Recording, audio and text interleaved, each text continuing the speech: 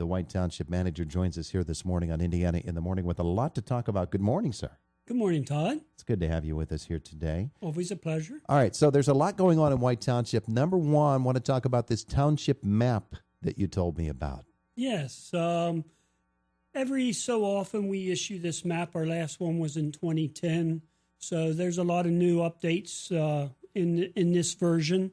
It also has an information directory that's part of the map, and it's currently at the printers. So all White Township residents will receive a copy, and there also will be copies available at the White Township office once we have them in our hands.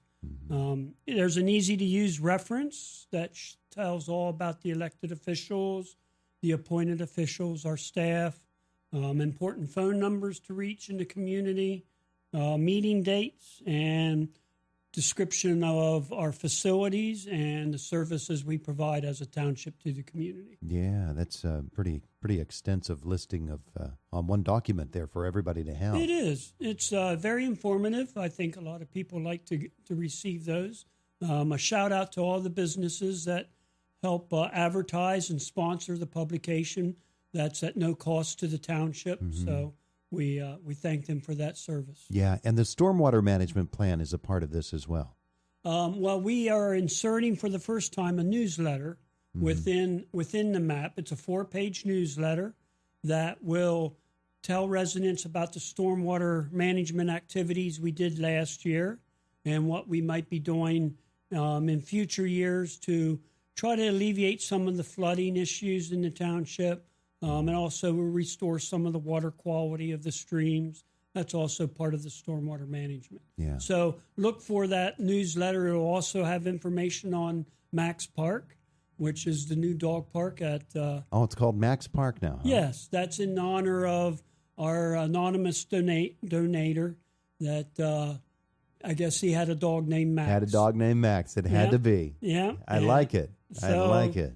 We honored his request to name the dog park Max Park. That's nice. Yeah. That's very, very nice. And also, the people can learn about recreational programs. That's correct. There'll be a page about what the recreation programs are being offered at the S&T Bank Arena, how to register for those programs, and what's all being offered out there. So look for that newsletter. All right. So that's all going to be coming in people's mail? Right. It'll come out in the mail, hopefully within the next 2 to 3 weeks, I hope. And every township resident should have one in their mailbox. If they don't get it? Yes, they can come to the White Township office. Yep, and pick up a copy. There Businesses, anybody that's not a resident of the township. Yeah. All right. Well, there you go. That's wonderful. Wonderful. Now, speaking of the dog park, update us. What's going on? It is done for this part of the season. We'll get back on it in the spring.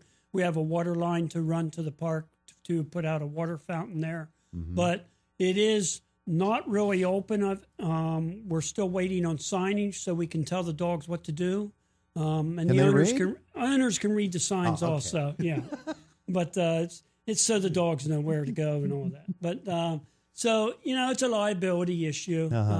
So we ask people to refrain from using it until we get the signs up. And they're currently in production. Yeah, well, you ask people, but did you tell the dogs? Because sometimes they have to be told. They haven't done an RSVP to us yet, so we're not sure how to get in touch with the dogs. Just watching that project unfold must have been a lot of fun for you. It is. It's a beautiful park, well used. It's a great location. The area is big. I mean, you'll be surprised when you take your dog there how much room they have to run, and we're looking forward to seeing a lot of barking dogs out there. There you go. He's Milt Lady with White Township. He's their manager, and there's a lot going on within the township. Now, Planning Commission meets tonight, correct? That's correct. Planning Commission tonight and supervisor meeting on Wednesday. So what are the planners talking about tonight? It's just basically several minor subdivisions will be approved. There's no real issues there. And a final site plan should be approved tonight, and that's for a new automotive parts store. Oh, yeah. Where would that be? That would be at the corner of Lilac and Oakland. Oh, okay. All right. So that's something that could next be to coming? Sherwin-Williams. That could be coming here soon then. It could be, yes. Is Sherwin-Williams closed out there? No, it's still there. Is it? Yeah, it'd be be in the lot next to them. Yeah, I thought I saw some vacant storefront out there. Anyway, so Planning Commission tonight, that's at 7:30, and then the supervisors meet tomorrow. Correct. Now, they have a lot to do tonight, or at tomorrow's meeting as well. They'll should tentatively approve the draft budget, and then that would be available for display for anybody who wants to look at it at the office for 20 business days before final adoption. And looking inside at that budget, you want to give us a preview?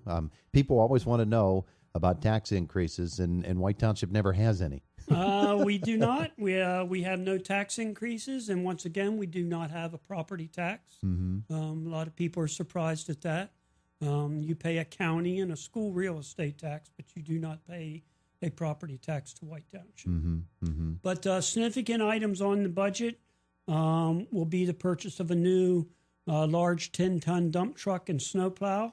That's going to replace a 14-year-old truck that we currently have that needs obviously replaced. We're doing significant upgrades to the largest pump station in our system, and that's at Cherry Run. It's due for some major upgrades on some of the equipment in that. Also, several improvements on other sewer lines within the system.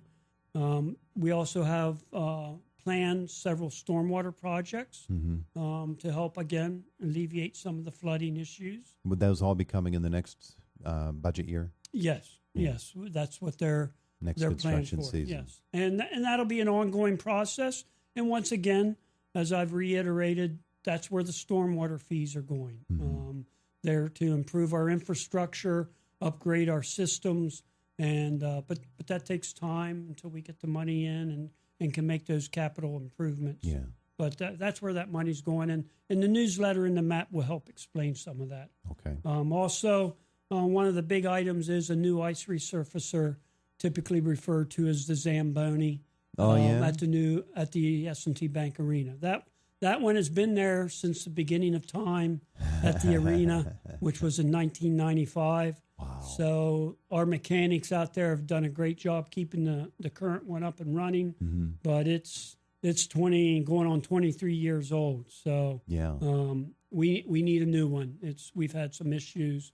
So that's almost a 1-year backlog to get that ordered. So Is that unusual for a Zamboni to last that long? 23 years. Yeah, when we tell other rinks that we have one that's 27 years old, they just shake their heads. Yeah. We actually have the Zamboni that was a 1960s model that was used at Mack Park when the ice rink was at Mack. We still have that out there. You still have that? Yeah, we could put that in the antique museum somewhere. That's the backup. So will this one serve as the backup then? I don't know what we'll do. I don't know if there's a resale value to it. Probably not. So yeah, we might. You could put that 1960s model on a pole out front, and start the museum right there at the S&T Bank Arena. Well, everybody wants to ride it, so we were thinking of making it roadworthy. There you go. And putting it in parades and let people ride it. But that'd be wonderful. We're not sure about the liability. Yeah, there. But see that they wouldn't want to do that unless they could slide around the corner like you do on a Zamboni. Well, that's true. Just cut that wheel and let the wheels on the one side stop and the other one just spin it right around. Well, it does. Yeah. It's taken out a couple boards once in its every once in a while. Yeah, every once in a while. It's terrific. To get a machine to last that long means you got pretty good people working on it. Though. We do. We have a couple of great mechanics out there. Terrific. And the price tag on a new one is going to be what? It's about $120,000. $120. You probably said that earlier, but I missed that. They're a very specialized piece of equipment. Yeah. But then if you're going to get that many years out of it, and you hope that they're making the new ones, they always say, they just don't make them like they used to. Well, they put laser levels on them now. So it's just like a GPS with a laser and all that. So we're looking at adding that piece of equipment to it, depending if the cost is reasonable. And that makes the ice surface perfectly level. Yeah. Wow. Which is a nice feature. That's amazing. So how are things going during the skating season out there right now? Going very well. We just had the broom ball a new tournament. registration for the Little Pins program, and you had had interviewed the Penguins coordinator on that a couple weeks ago. Yeah. That filled up within a couple hours of registration really? being open. Yeah. The broom ball tournament went very well. We had the place was pretty well full on Saturday with all the teams there. But the participants all had a great time, enjoyed the facility, and they're looking forward to coming back. And it's interesting that he said when he was here that we could actually, you have the equipment, you could start a broom ball league here in Indiana. We could, yeah. There you go. Yeah, people, let us know. We've had church groups come in and do late night activities, and they've actually used our equipment to do the broom ball. Oh, there you go. Game. So there you go. It's out there. People are interested. And brings up a good point as well, and that is that the S&T Bank Arena can be rented by groups. Yes. Oh, absolutely. They can, after a public skate on a Saturday night, we have groups come in and they'll rent it for a couple hours, and church groups, youth groups, and it's just for their own use. And some of them have used both sides. They've used both the turf side and the ice side, depending on how big the group is. Yeah. Well, terrific. Yeah. Lots of fun. Lots of fun at the S&T Bank Arena this winter. Good stuff, Milt. My goodness, you do have a lot there, don't you? Did we cover everything? I think we do. Man, oh man, oh man. So the Planning Commission tonight, the supervisors tomorrow, and the dog park's getting ever closer. It is. Terrific. Let's hope for some good weather, so the dogs aren't running in the snow, although they love to do that too. Yeah, and speaking of snow, we're going to have snow here not so far from now, plowable snow probably, and folks need to know, when the plows are out there, give them their room. That's right. Our newsletter has some tips on winter driving, and keep an eye out for our snow plows. But salt spreaders are on the truck. Plows are sitting there ready to go. So yeah. Hopefully, depending on how you look at it, whether you want it or not, it's coming. It's coming whether you want it or not. That's right. And just make sure that you leave the plows plenty of room, and they'll take care of you. And correct. And if you lose a mailbox over the winter, well, sometimes those are some of the hazards. It is. That ice rolling off that plow's coming off at a pretty high velocity. It is. Secure your mailboxes. Milt, thanks so much. Thank you, Todd. Same 1160 WCCS 101.1 FM.